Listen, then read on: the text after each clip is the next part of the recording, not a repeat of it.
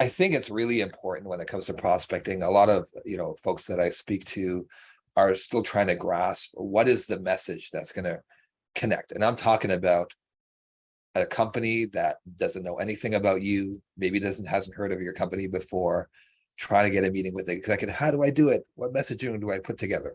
Well, there's a 3-step, it's actually 4 steps, but 3 steps sounds better. The 3-step prospecting technique that I use. Number 1, and I talked about this before, is share a relevant message from your research that is going to get the email. Because if you send an email, the prospect is going to see is and probably the first 12 or 13 words of that email. So you got to get them to open it first. Saying my name is Salman, I'm from Asana, I'm a account executive, that's not going to get them to open it. But if you share something like this, for example, hey, Linda, I read your CEO's article about returning to work and how you're spearheading this initiative for hybrid environments to drive employee engagement. Or saying, hi, Linda, I noticed you're hiring 20 SDRs as part of your growth initiatives in EMEA in FY23. Or, hey, Linda, your name popped up from a conversation and engagement I had with Priya at the software company.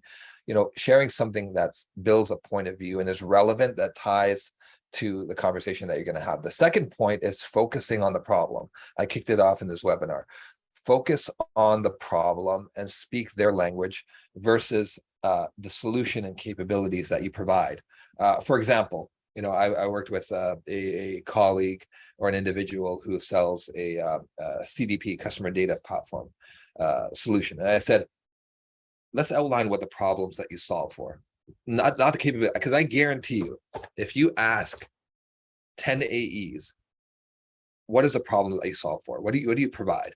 A lot of them are going to talk about capabilities. Oh, we're a platform that gives you a centralized place to provide better visibility, blah, blah, blah. No, I didn't ask you that. I asked you, what are the problems that you solve for? So this line I actually helped with a person that sells CDP. I said, why not, after the relevant statement, the second point, say something like this. Hey, we've typically found data silos and the inability to access real-time interaction data creates non-relevant experiences for your customers, leading to lost revenue and lower conversion rates.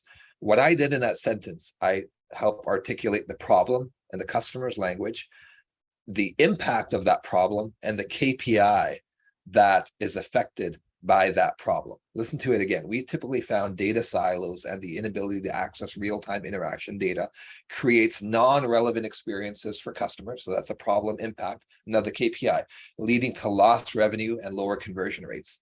That's the language that resonates with customers. The third part is a soft call to, the value add. What is the value add?